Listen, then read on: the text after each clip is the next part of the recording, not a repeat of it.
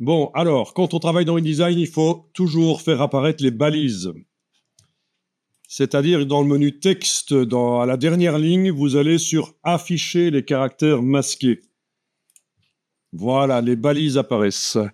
Et ça, c'est super important pour s'y retrouver. Donc ça, c'est des balises de fin de paragraphe. Alors, il y a deux modes d'affichage dans InDesign. Les deux modes permettent de travailler le document comme on veut. Vous voyez, il y a aussi ici, ça se voit pas beaucoup, mais il y a un signe hashtag, un dièse. Ça indique qu'il y a une ligne, c'est équivalent, vous pouvez vous dire que c'est équivalent à une balise de fin de paragraphe. Ok, je vais peut-être changer un tout petit peu. Ah non, je vais peut-être pas changer la couleur ici verte. Par contre, ce que je peux faire pour mieux voir mes balises sur le fond vert ici, c'est aller changer la manière dont les vecteurs s'affichent sur la page. Pour l'instant, ils sont bleus. C'est toujours comme ça dans InDesign, les vecteurs, les constructions des objets apparaissent en bleu. Alors faites-le aussi, comme ça vous voyez comment ça marche. Menu fenêtre calque. Menu fenêtre calque. Donc la palette des calques devrait apparaître quelque part sur l'écran. Moi, je vous conseille les palettes, si elles sont coincées sur le côté, de toujours les prendre par leur nom et de les rendre flottantes et de les agrandir avec la petite case en bas à droite. Ce sera beaucoup plus facile que d'avoir la palette contractée toute petite, c'est foireux ça. Ouais. Donc en la prenant par son nom, la déplacer, elle est flottante. Ça veut dire qu'elle n'est pas attachée à d'autres palettes ou sur le côté de l'écran. Et alors là, vous avez le calque qui actuellement, ces vecteurs sur la page apparaissent en bleu. À l'intérieur du calque, vous trouvez les éléments qui s'y trouvent. Hein. Le bloc, les deux blocs en fait, dans ce cas-ci. Mais c'est pas ça qui nous intéresse. Alors on va double-cliquer à droite du nom du calque, là. Et ça fait apparaître les options de calque. Et là, vous avez la couleur des vecteurs. En fonction de ce que vous faites, vous choisissez l'un ou l'autre. Voilà.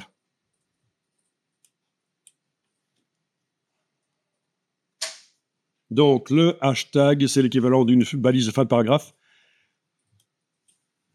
Et alors, donc je disais, il y a deux manières de visualiser les documents dans InDesign. Il y a ici, en bas de la palette des outils, le raccourci, c'est W, c'est la... Mais voilà, comme ça, vous voyez. Mais sinon, on clique tout simplement. C'est l'aperçu. Donc, vous voyez le document à peu près, ce que ça donnera quand vous l'imprimerez. Les constructions des blocs ne sont plus visibles, sauf si, bien sûr, vous sélectionnez le bloc. Mais si rien n'est sélectionné, en cliquant à côté, on voit vraiment la page telle que ça donnera. Et on peut travailler dans InDesign comme ça. Mais donc, du coup, à ce moment-là, les balises de fin de paragraphe n'apparaissent pas. Voilà. Donc, on va revenir ici en affichage normal. Et les balises de fin de paragraphe apparaissent. Également, vous voyez que les espaces entre les caractères sont indiqués avec des petits points. Mais bizarrement, ça vient des Romains aussi, ça. Quand ils écrivaient des mots, ils n'avaient pas d'espace entre les mots, ils mettaient des points. Donc, on retrouve ça dans InDesign pour indiquer qu'il y a un espace entre les mots, les petits points. Ça permet de repérer quand on en a deux et qu'il devrait y en avoir un seul, en fait. Hein. OK. Alors, actuellement, si vous cliquez avec l'outil texte dans n'importe lequel de ces paragraphes, vous devriez voir dans la palette style de paragraphe. Alors, on va aller la chercher. Menu fenêtre. Non, excusez-moi, menu. Oui, il y a aussi dans le menu fenêtre, mais ce sera plus rapide ici. Menu texte, style de paragraphe. Ce qui doit parler à certaines d'entre vous sans problème. Hein. Les styles de paragraphe, j'imagine que vous utilisez déjà Word avec des styles de paragraphe. Voilà. On peut importer un document Word dans InDesign et récupérer les styles de paragraphe de Word. Ça, techniquement, c'est tout à fait possible. Mais sinon, d'habitude, voilà. Ça dépend, il y a plusieurs manières de travailler, mais il y a beaucoup de gens qui gèrent tout dans InDesign, quoi. Ils n'ont pas un rédacteur qui va nécessairement préparer dans un autre logiciel de traitement texte avant. Voilà, donc actuellement, vous voyez qu'on est avec le style de paragraphe qui est fourni avec tous les documents InDesign, donc ça s'appelle paragraphe standard, mais il y a un petit signe plus pour indiquer que nous avons effectué des modifications entre-temps. Alors, quelles sont les modifications qui ont été apportées? Écoutez, moi, je me souviens même plus. Je vais survoler et l'infobule va me le dire. Ah oui, on est passé en optique. Voilà, c'est ça, au lieu de métrique. OK. Et là, ça vous indique, mais ne le faites pas, que si vous vouliez réappliquer le style paragraphe standard en oubliant complètement les modifications manuelles qu'on a faites, il faudrait enfoncer la touche Alt sur le clavier du PC, Option sur le clavier du Mac, et cliquer. Mais on ne va pas le faire, parce que c'est très bien que ce soit en métrique. Mais sinon, c'est ça que ça vous indique. Hein. C'est réappliquer le style et oublier toutes les modifications au niveau local. Alors, nous, ce qu'on va faire ici, c'est au départ du paragraphe dans lequel vous avez cliqué. Ils sont tous pareils, en fait. Hein. Donc, vous cliquez n'importe où. Et pas besoin de le sélectionner entièrement en appuyant et en bougeant. Hein. Il faut juste cliquer. Il sait que vous travaillez dans ce paragraphe. On va créer un style de paragraphe. Donc, vous allez dans le menu de la palette style de paragraphe et vous demandez nouveau style de paragraphe. Donc le menu pancake de la palette style de paragraphe, nouveau style de paragraphe. Et là, ça va rechercher toutes les caractéristiques du texte, notamment dans format de caractère de base, il est indiqué que c'est optique. Et vous lui donnez le nom. Alors, c'est le texte principal du document. Donc, en général, ça porte le nom body. C'est comme ça qu'on désigne le texte principal d'un document. Je vous mets ici entre parenthèses les différentes variantes. Hein. Body text, texte principal,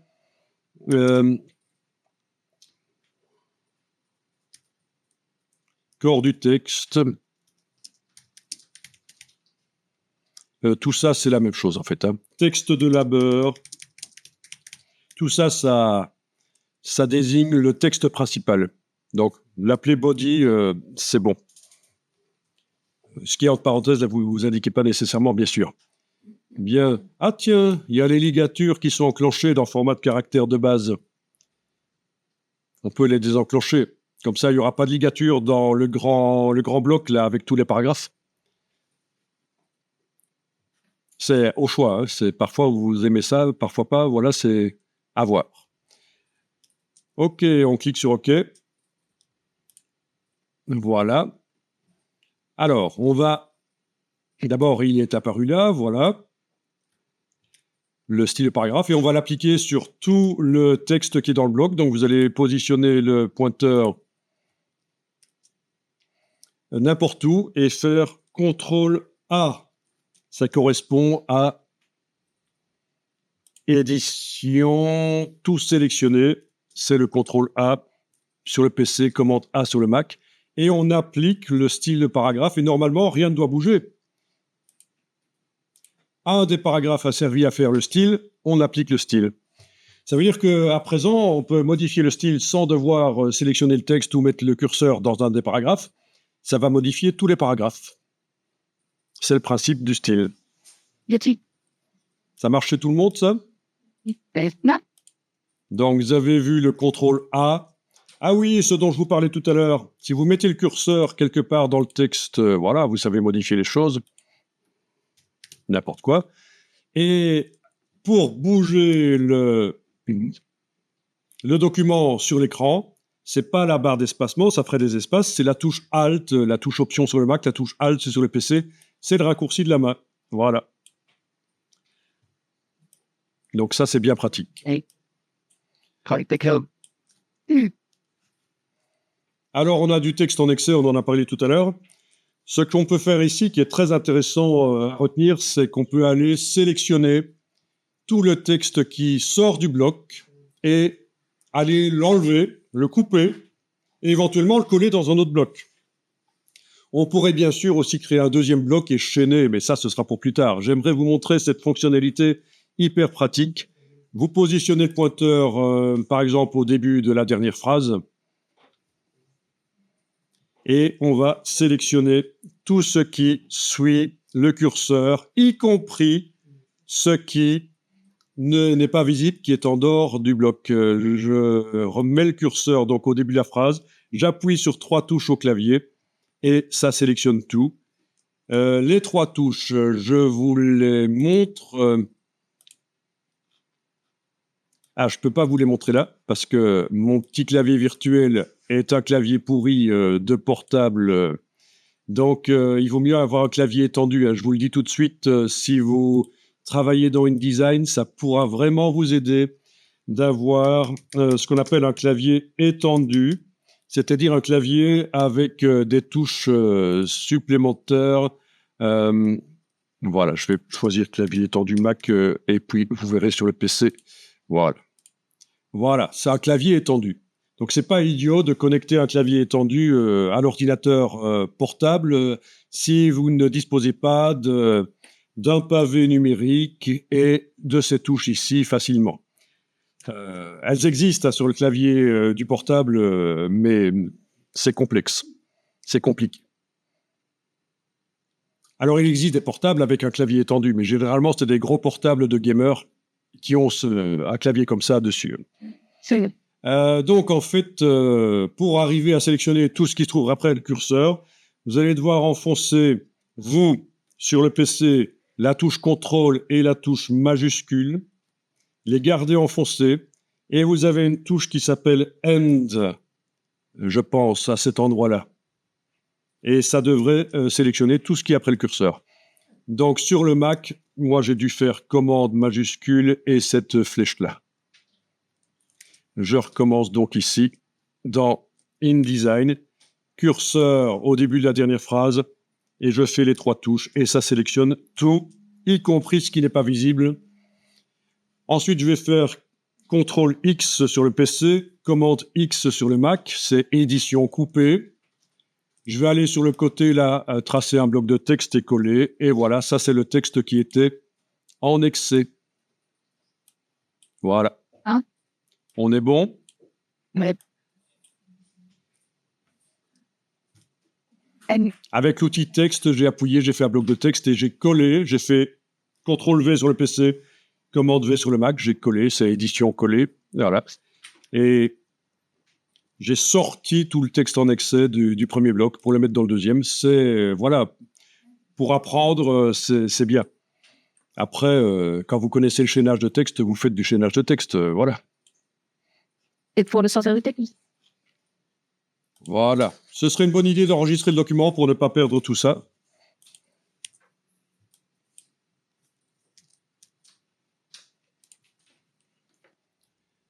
Alors, le style de paragraphe. Le principe du style de paragraphe, c'est qu'on peut télécommander des modifications sur, évidemment, les paragraphes qui utilisent ce style, sans devoir les sélectionner. Donc ici, avec la flèche noire de la palette des outils, vous pouvez cliquer à côté de tout, comme ça, rien n'est sélectionné.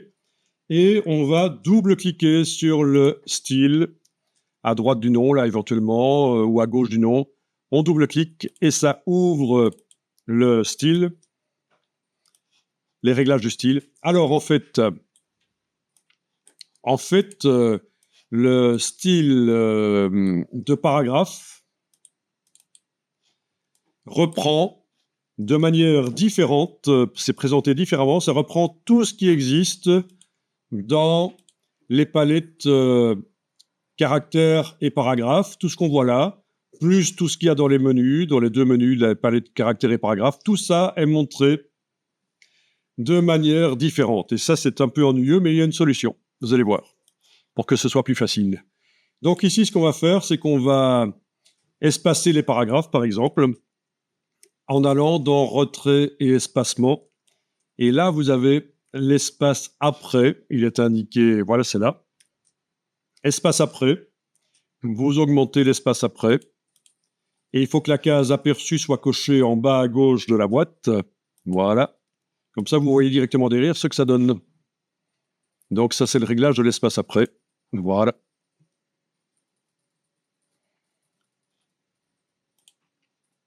OK. Donc souvent, on me demande c'est quoi la différence entre un style de caractère et un style de paragraphe.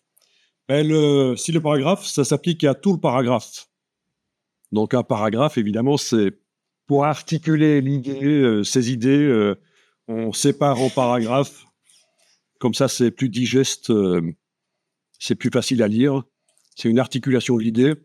Et alors, le style de caractère, c'est quand on voudra modifier un des mots dans le paragraphe. Ça va passer outre de l'aspect du paragraphe pour, par exemple, mettre un mot en gras, en italique ou quoi que ce soit. Comme ça, c'est clair pour tout le monde. Différence entre style de paragraphe et style de caractère. Bien. Alors, ce qu'on vient de faire, là, vous avez cliqué sur OK. Voilà. Ce qu'on vient de faire, on aurait pu le faire en sélectionnant tout, en mettant le curseur n'importe où, en faisant commande A, ça sélectionne tout ce qu'il y a dans le bloc, et en allant dans cette partie-là, en fait. Voilà. Donc, ça aurait pu être fait par là, mais on l'a fait par le style. Bon, du coup, vu qu'on a espacé les paragraphes, il n'y a plus de place assez pour le texte et on est à nouveau avec du texte en excès. Donc, c'est pas grave, mais on remarque que c'est... Voilà, forcément, c'est logique. Hein. Alors, quelque chose que vous remarquez peut-être, c'est que les lignes de texte ne sont plus au même niveau dans chaque colonne maintenant. D'accord ? Peut-être que chez vous, par hasard, c'est le cas, mais ici, elles sont vraiment pas au même niveau horizontal, voilà. Et ça, typographiquement, c'est pas valable. Donc, il existe une technique pour que les lignes soient au même niveau. C'est ce qu'on appelle l'alignement sur la grille de ligne de base. Donc, on va pas le voir maintenant, mais parce que c'est un peu chipot, c'est pas que ce soit compliqué, mais ça demande d'être habitué à une design. L'alignement sur la grille de ligne de base est une solution pour que les lignes soient l'une en face de l'autre. Alors vous vous dites peut-être, oui, ça n'a pas d'importance. Là, je vais enclencher l'aperçu et cliquer à côté de la page pour que rien soit sélectionné. Voilà, donc voilà à quoi ça va ressembler. Ça n'a pas d'importance que les lignes soient dans le prolongement l'une de l'autre. Mais en fait, un beau document, typographiquement valable, c'est une somme de petites choses qui, prises séparément, ont l'air un peu ridicules. Voilà. Et si vous n'en faites aucune, votre document, il n'est pas terrible au niveau typographique.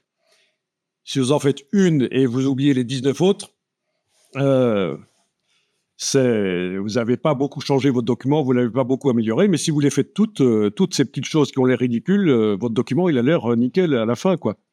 Donc, voilà. Donc, il y a des gens qui font attention à ça.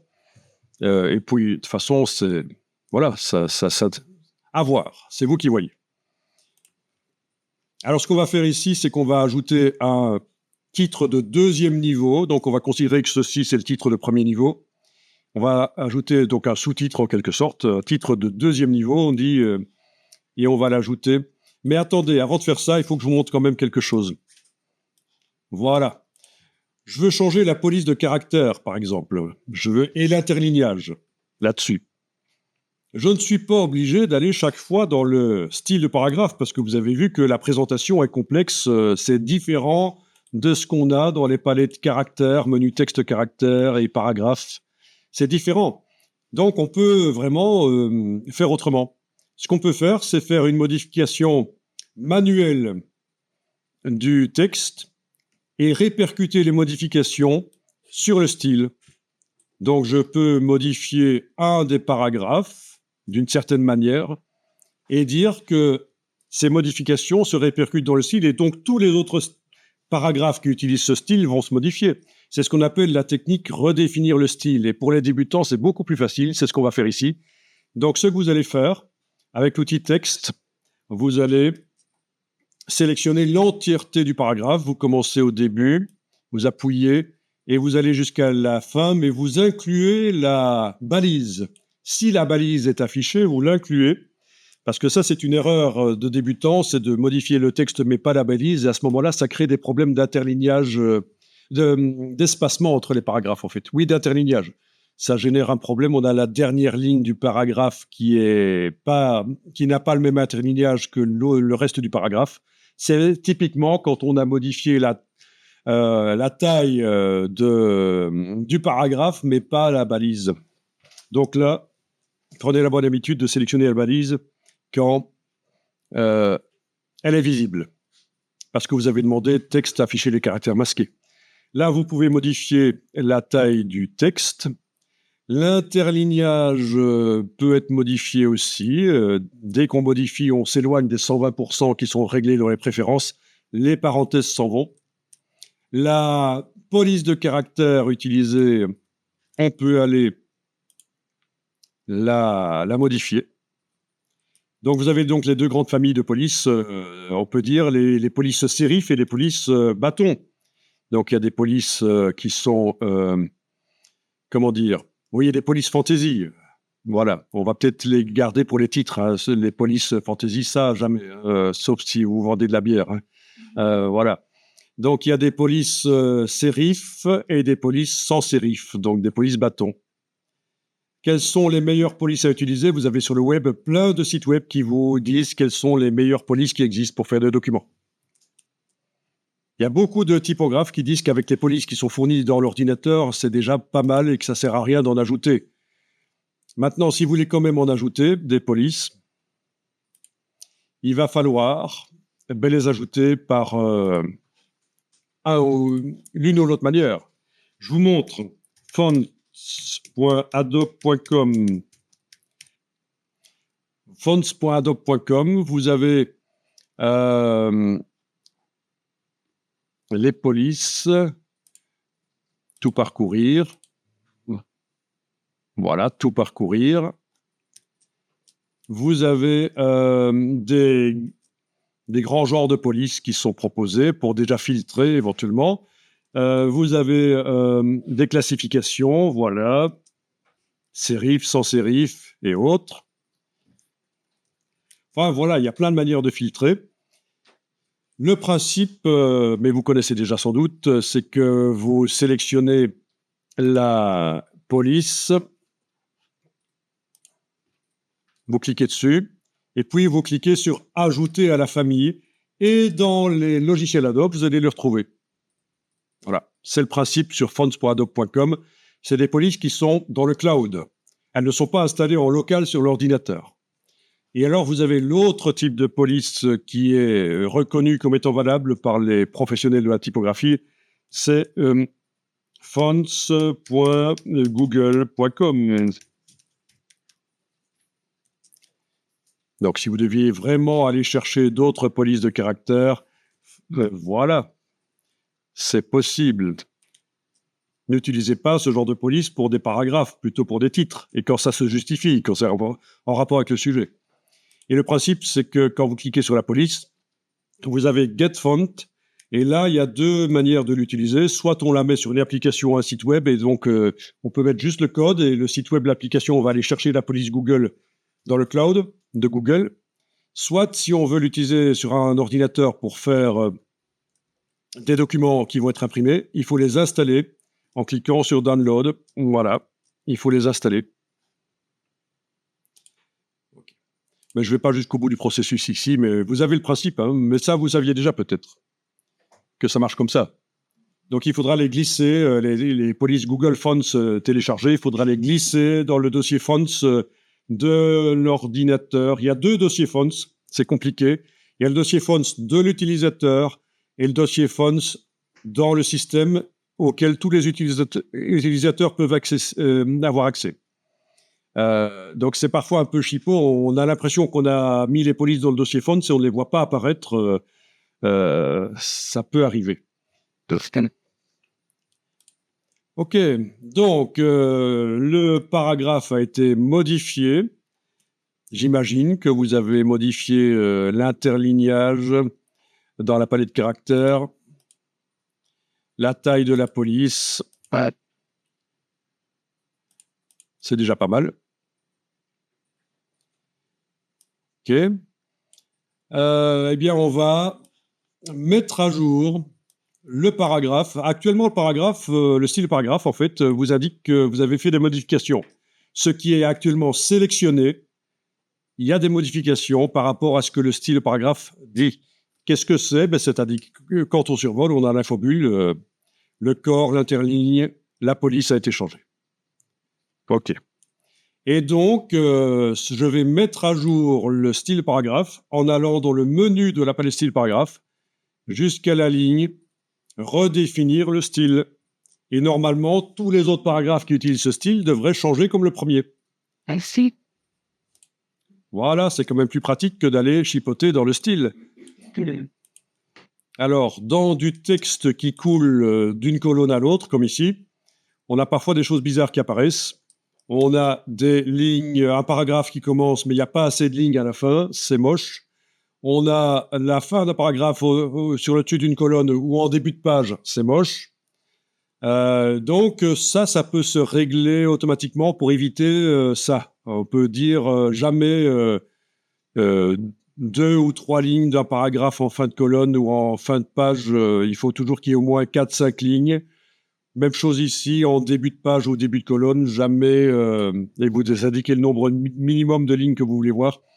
Donc, c'est des choses qui peuvent se régler de manière automatique. C'est les options d'enchaînement.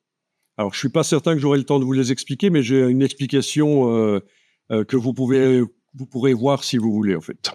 Parce que il y a beaucoup à voir. Hein. Il y a beaucoup. Manuellement, ce que vous pouvez faire, c'est ceci. J'imagine que vous avez un dernier paragraphe en fin de colonne. Il a peut-être plus que 2 lignes, c'est pas grave. Mettez le curseur en début du paragraphe. Et alors, ce qu'on peut faire, si on ne veut pas utiliser l'automatisme ou si on ne sait pas l'utiliser, c'est manuellement dire que ça va aller à la colonne suivante. Et pour ça, vous faites un clic droit, insérez un caractère de saut, et vous demandez saut de colonne. Clic droit, insérer un caractère de saut, et voilà, le paragraphe est passé à la colonne suivante.